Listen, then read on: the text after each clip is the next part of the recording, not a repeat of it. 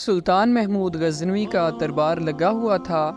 دربار میں ہزاروں افراد شریک تھے، جن میں اولیاء، قطب اور ابدال بھی تھے۔ سلطان محمود نے سب کو مخاطب کر کے کہا، کوئی شخص مجھے حضرت خضر علیہ السلام کی زیارت کرا سکتا ہے؟ سب خاموش رہے۔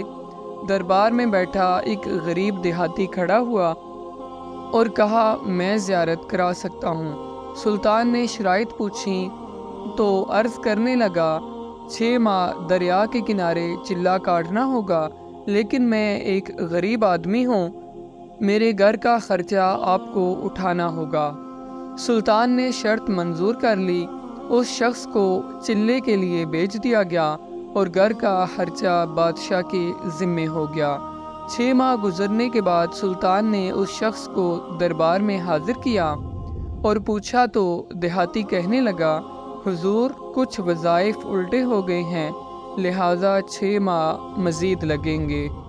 مزید 6 ماہ گزرنے کے بعد سلطان محمود کے دربار میں اس شخص کو دوبارہ پیش کیا گیا تو بادشاہ نے پوچھا، میرے کام کا کیا ہوا؟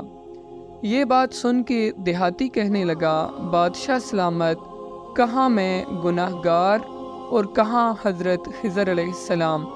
میں نے آپ سے جھوٹ بولا، میرے گھر کا خرچہ پورا نہیں ہو رہا تھا، بچے بھوک سے مر رہے تھے، اس لیے ایسا کرنے پر مجبور ہوا۔ سلطان محمود غزنوی نے اپنے ایک وزیر کو کھڑا کیا اور پوچھا، اس شخص کی سزا کیا ہے؟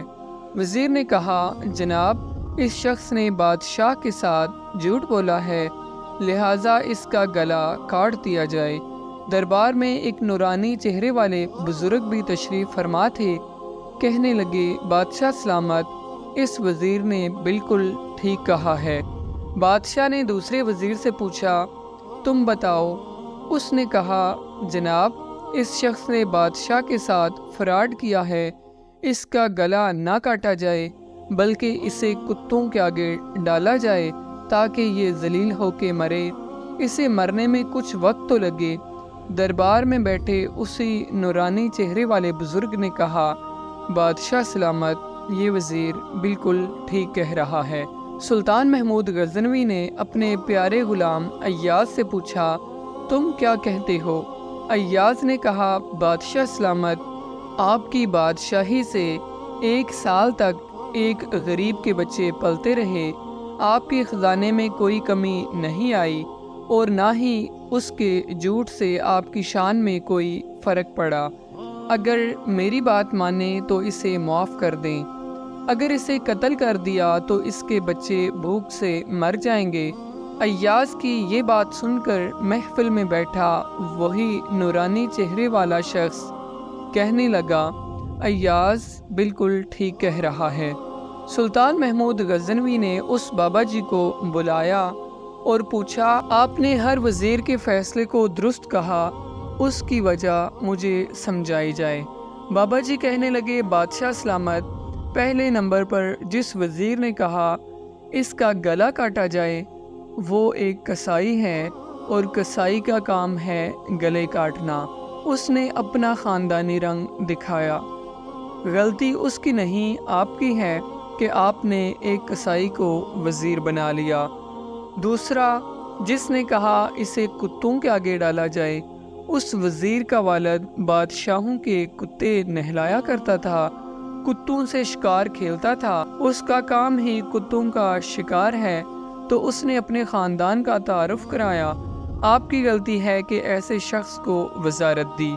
جہاں ایسے لوگ وزیر ہوں گے وہاں لوگوں نے بھوک سے ہی مرنا ہے۔ اور تیسرا، ایاز نے جو فیصلہ کیا تو سلطان محمود، سنو، ایاز سید زادہ ہے۔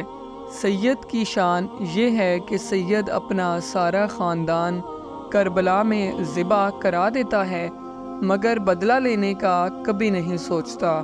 سلطان محمود اپنی کرسی سے کھڑا ہو جاتا ہے اور ایاز کو مخاطب کر کے کہتا ہے، ایاز، تم نے آج تک مجھے کیوں نہیں بتایا کہ تم سید ہو؟